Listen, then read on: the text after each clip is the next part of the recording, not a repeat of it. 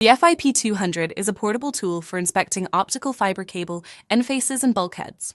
Its built-in 5-rating LED system provides quick inspection results. Before inspecting connectors, you may connect your device to EXFO Exchange. This connection offers unparalleled capabilities for managing test jobs and sharing test results through the cloud. For the complete procedure, refer to the tutorial linked below. To inspect single-fiber connectors with the FIP-200, start by turning on your device and press the capture button. Initially, the battery LED will light up in white. Next, the 5-rating LEDs will sequentially light up in blue.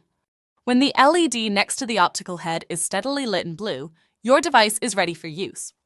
The unit will stay on as long as you continue to perform captures regularly. Ensure that the proper inspection tip is installed on your unit. For the procedure on how to change your unit's inspection tip, refer to the tutorial linked below. Insert the inspection tip in a connector or a bulkhead adapter. Make sure the LED that is closest to the optical head is steadily lit in blue, indicating that your unit is ready to capture. To begin the inspection, press the capture button.